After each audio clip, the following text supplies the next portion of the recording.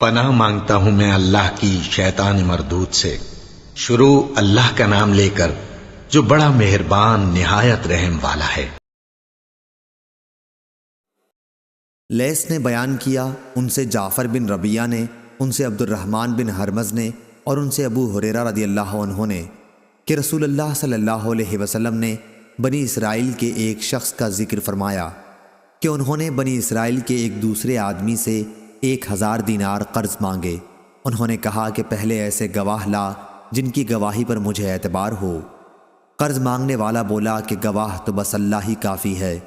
پھر انہوں نے کہا اچھا کوئی ضامن لا۔ قرض مانگنے والا بولا کہ ضامن بھی اللہ ہی کافی ہے۔ انہوں نے کہا کہ تو نے سچی بات کہی۔ چنانچہ اس نے ایک مقررہ مدت کے لیے اس کو قرض دے دیا۔ یہ صاحب قرض لے کر دریائی سفر پر روانہ ہوئے اور پھر اپنی ضرورت پوری کر کے کسی سواری کشتی وغیرہ کی تلاش کی تاکہ اسے دریا پار کر کے اس مقررہ مدت تک قرض دینے والے کے پاس پہنچ سکے جو اس سے طے پائی تھی اور اس کا قرض ادا کر دے، لیکن کوئی سواری نہیں ملی۔ آخر اس نے ایک لکڑی لی اور اس میں سوراخ کیا، پھر 1000 دینار اور ایک اس مضمون کا خط کہ اس کی طرف سے قرض دینے والے کی طرف یہ دینار بھیجے جا رہے ہیں، اور اس کا منہ بند کر دیا اور اسے دریا پر لے آئے۔ پھر کہا اے اللہ، تو خوب جانتا ہے کہ میں نے فلاں شخص سے 1000 دینار قرض لیے تھے۔ اس نے مجھ سے ضامن مانگا تو میں نے کہہ دیا تھا کہ میرا ضامن اللہ تعالیٰ کافی ہے، اور وہ بھی تجھ پر راضی ہوا۔ اس نے مجھ سے گواہ مانگا تو اس کا بھی جواب میں نے یہی دیا کہ اللہ پاک گواہ کافی ہے، تو وہ مجھ پر راضی ہو گیا۔ اور تو جانتا ہے کہ میں نے بہت کوشش کی کہ کوئی سواری ملے جس کے ذریعے میں اس کا قرض اس تک مدت مقررہ میں پہنچا سکوں، لیکن مجھے اس میں کامیابی نہیں ہوئی۔ اس لیے اب میں اس کو تیرے ہی حوالے کرتا ہوں کہ تو اس تک پہنچا دے۔ چنانچہ اس نے وہ لکڑی جس میں رقم تھی دریا میں بہا دی۔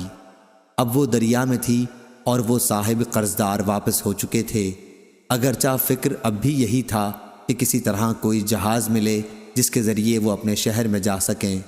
دوسری طرف وہ صاحب جنہوں نے قرض دیا تھا اسی تلاش میں بندرگاہ آئے کہ ممکن ہے کوئی جہاز ان کا مال لے کر آیا ہو، لیکن وہاں انہیں ایک لکڑی ملی، وہی جس میں مال تھا۔ انہوں نے وہ لکڑی اپنے گھر کے ایندھن کے لیے لی، لیکن جب اسے چیرا تو اس میں سے دینار نکلے اور ایک خط بھی نکلا۔ کچھ دنوں کے بعد جب وہ صاحب اپنے شہر آئے تو قرض خواہ کے گھر آئے، اور یہ خیال کر کے کہ شاید وہ لکڑی نہ مل سکی ہو، دوبارہ 1000 دینار ان کی خدمت میں پیش کر دیے اور کہا کہ اللہ کی قسم میں تو برابر اسی کوشش میں رہا کہ کوئی جہاز ملے تو تمہارے پاس تمہارا مال لے کر پہنچوں، لیکن اس دن سے پہلے جب کہ میں یہاں پہنچنے کے لیے سوار ہوا مجھے اپنی کوششوں میں کامیابی نہیں ہوئی۔ پھر انہوں نے پوچھا اچھا یہ تو بتاؤ کہ کوئی چیز کبھی تم نے میرے نام بھیجی تھی؟ مقروض نے جواب دیا بتا تو رہا ہوں آپ کو کہ کوئی جہاز مجھے اس جہاز سے پہلے نہیں ملا جس سے میں آج پہنچا ہوں۔ اس پر قرض خواہ نے کہا کہ پھر اللہ نے بھی آپ کا وہ قرض ادا کر دیا جسے آپ نے لکڑی میں بھیجا تھا۔ چنانچہ وہ صاحب اپنا 1000 دینار لے کر خوش خوش واپس لوٹ گئے۔ صحیح بخاری حدیث نمبر 2291۔ ابو اسامہ نے بیان کیا، ان سے ادریس نے، ان سے طلحہ بن مصرف نے، ان سے سعید بن جبیر نے، اور ان سے ابن عباس رضی اللہ عنہ نے کہ قرآن مجید کی آیت لِكُلٍّ جَعَلْنَا مَوَالِيَ کے متعلق ابن عباس رضی اللہ عنہ نے فرمایا کہ موالی کے معنی ورثے کے ہیں۔ وَالَّذِينَ عَقَدَتْ ایمانکم کا قصہ یہ ہے کہ مہاجرین جب مدینہ آئے تو مہاجر انصار کا ترکہ پاتے تھے اور انصاری کے ناطہ داروں کو کچھ نہ ملتا، اس بھائی پنے کی وجہ سے جو نبی کریم صلی اللہ علیہ وسلم کی قائم ہوئی تھی۔ پھر جب آیت وَلِكُلٍّ جَعَلْنَا مَوَالِيَ نازل ہوئی تو پہلی آیت وَالَّذِينَ عَقَدَتْ ایمانکم منسوخ ہو گئی، سوا امداد، تعاون اور خیرخواہی کے۔ البتہ میراث کا حکم جو انصار و مہاجرین کے درمیان مواخات کی وجہ سے تھا وہ منسوخ ہو گیا، اور وصیت جتنی چاہے کی جا سکتی ہے، جیسی اور شخصوں کے لیے بھی ہو سکتی ہے۔ تہائی ترکے میں سے وصیت کی جا سکتی ہے جس کا نفاذ کیا جائے گا۔ صحیح بخاری حدیث نمبر 2292۔ اسماعیل بن جعفر نے بیان کیا، ان سے حمید نے اور ان سے انس رضی اللہ عنہ نے کہ جب عبد الرحمن بن عوف رضی اللہ عنہ ہمارے یہاں آئے تھے تو رسول اللہ صلی اللہ علیہ وسلم نے ان کا بھائی چارہ سعد بن ربی رضی اللہ عنہ سے کرایا تھا۔ صحیح بخاری حدیث نمبر 2293۔ عاصم بن سلیمان نے بیان کیا، کہا کہ میں نے انس رضی اللہ عنہ سے پوچھا، کیا آپ کو یہ بات معلوم نہیں کہ نبی کریم صلی اللہ علیہ وسلم نے ارشاد فرمایا تھا، اسلام میں جاہلیت والے غلط قسم کے عہد و پیمان نہیں ہیں؟ تو انہوں نے کہا کہ نبی کریم صلی اللہ علیہ وسلم نے خود انصار اور قریش کے درمیان میرے گھر میں عہد و پیمان کرایا تھا۔ صحیح بخاری حدیث نمبر 2294۔ ابو عاصم نے بیان کیا، ان سے یزید بن ابی عبید نے، ان سے سلمہ بن عقور رضی اللہ عنہ نے کہ نبی کریم صلی اللہ علیہ وسلم کے یہاں نماز پڑھنے کے لیے کسی کا جنازہ آیا۔ آپ نے دریافت فرمایا، کیا اس میت پر کسی کا قرض تھا؟ لوگوں نے کہا کہ نہیں۔ آپ نے ان کی نماز جنازہ پڑھا دی۔ پھر ایک اور جنازہ آیا۔ آپ نے دریافت فرمایا، میت پر کسی کا قرض تھا؟ لوگوں نے کہا ہاں تھا۔ یہ سن کر آپ نے فرمایا کہ پھر اپنے ساتھی کی تم ہی نماز پڑھ لو۔ ابو قتادہ رضی اللہ عنہ نے عرض کیا، یا رسول اللہ صلی اللہ علیہ وسلم، ان کا قرض میں ادا کر دوں گا۔ تب آپ صلی اللہ علیہ وسلم نے ان کی نماز جنازہ پڑھائی۔ صحیح بخاری حدیث نمبر 2295۔ عمرو بن دینار نے بیان کیا، انہوں نے محمد بن علی باقر سے سنا اور ان سے جابر بن عبداللہ رضی اللہ عنہ نے بیان کیا کہ نبی کریم صلی اللہ علیہ وسلم نے فرمایا، اگر بحرین سے جزیہ کا مال آیا تو میں تمہیں اس طرح دونوں لب بھر بھر کر دوں گا، لیکن بحرین سے مال نبی کریم صلی اللہ علیہ وسلم کی وفات تک نہیں آیا۔ پھر جب اس کے بعد وہاں سے مال آیا تو ابو بکر رضی اللہ عنہ نے اعلان کرا دیا کہ جس سے بھی نبی کریم صلی اللہ علیہ وسلم کا کوئی وعدہ ہو یا آپ پر کسی کا قرض ہو، وہ ہمارے یہاں آ جائے۔ چنانچہ میں حاضر ہوا اور میں نے عرض کیا کہ نبی کریم صلی اللہ علیہ وسلم نے مجھ سے یہ وہ باتیں فرمائی تھیں، جسے سن کر حضرت ابو بکر رضی اللہ عنہ نے مجھے ایک لب بھر کر دیا۔ میں نے اسے شمار کیا تو وہ 500 کی رقم تھی۔ پھر فرمایا کہ اس کی دگنا اور لے لو۔ صحیح بخاری حدیث نمبر 2296۔ عروہ بن زبیر نے خبر دی کہ نبی کریم صلی اللہ علیہ وسلم کی زوجہ مطہرہ حضرت عائشہ رضی اللہ عنہا نے بیان کیا کہ میں نے جب سے ہوش سنبھالا تو اپنے والدین کو اسی دین اسلام کا پیروکار پایا۔ اور ابو صالح سلیمان نے بیان کیا کہ مجھ سے عبداللہ بن مبارک نے بیان کیا، ان سے یونس نے اور ان سے زہری نے بیان کیا کہ مجھے عروہ بن زبیر نے خبر دی، اور ان سے عائشہ رضی اللہ عنہا نے بیان کیا کہ میں نے جب ہوش سنبھالا تو اپنے والدین کو دین اسلام کا پیروکار پایا۔ کوئی دن ایسا نہیں گزرتا تھا جب رسول اللہ صلی اللہ علیہ وسلم ہمارے یہاں صبح و شام دونوں وقت تشریف نہ لاتے ہوں۔ پھر جب مسلمانوں کو بہت زیادہ تکلیف ہونے لگی تو ابو بکر رضی اللہ عنہ نے بھی ہجرت حبشہ کا ارادہ کیا۔ جب آپ برق الغمات پہنچے تو وہاں آپ کی ملاقات قارہ کے سردار مالک بن دغنہ سے ہوئی۔ اس نے پوچھا، ابو بکر کہاں کا ارادہ ہے؟ ابو بکر رضی اللہ عنہ نے اس کا جواب یہ دیا کہ میری قوم نے مجھے نکال دیا ہے، اور اب تو یہی ارادہ ہے کہ اللہ کی زمین میں سیر کروں اور اپنے رب کی عبادت کرتا رہوں۔ اس پر مالک ابن دغنہ نے کہا کہ آپ جیسا انسان اپنے وطن سے نہیں نکل سکتا اور نہ اسے نکالا جا سکتا ہے، کہ آپ تو محتاجوں کے لیے کماتے ہیں، صلہ رحمی کرتے ہیں، مجبوروں کا بوجھ اپنے سر لیتے ہیں، مہمان نوازی کرتے ہیں اور حادثوں میں حق بات کی مدد کرتے ہیں۔ آپ کو میں امان دیتا ہوں، آپ چلیے اور اپنے ہی شہر میں اپنے رب کی عبادت کیجیے۔ چنانچہ ابن دغنہ اپنے ساتھ ابو بکر رضی اللہ عنہ کو لے آیا اور مکہ پہنچ کر کفار قریش کے تمام اشراف کے پاس گیا اور ان سے کہا کہ ابو بکر جیسا نیک آدمی اپنے وطن سے نہیں نکل سکتا اور نہ اسے نکالا جا سکتا ہے۔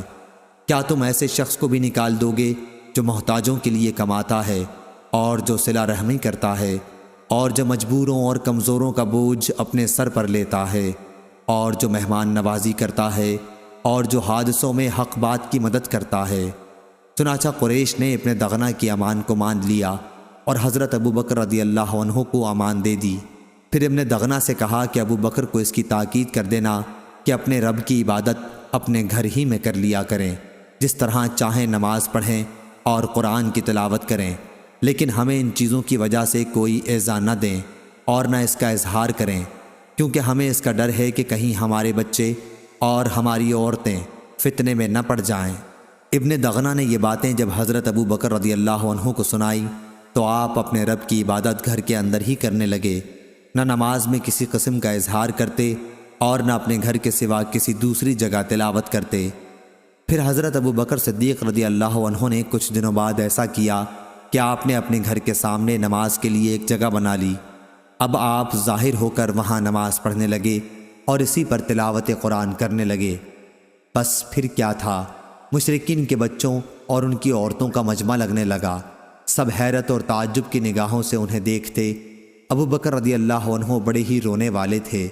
جب قرآن پڑھنے لگتے تو آنسوؤں پر قابو نہ رہتا۔ اس صورتحال سے اکابر مشرکین قریش گھبرائے اور سب نے ابن دغنہ کو بلا بھیجا۔ ابن دغنہ ان کے پاس آیا تو ان سب نے کہا کہ ہم نے تو ابو بکر کو اس لیے امان دی کہ وہ اپنے رب کی عبادت گھر کے اندر ہی کریں گے، لیکن وہ تو زیادتی پر اتر آئے اور گھر کے سامنے نماز پڑھنے کی ایک جگہ بنا لی ہے۔ نماز بھی سب کے سامنے ہی پڑھنے لگے ہیں اور تلاوت بھی سب کے سامنے کرنے لگے ہیں۔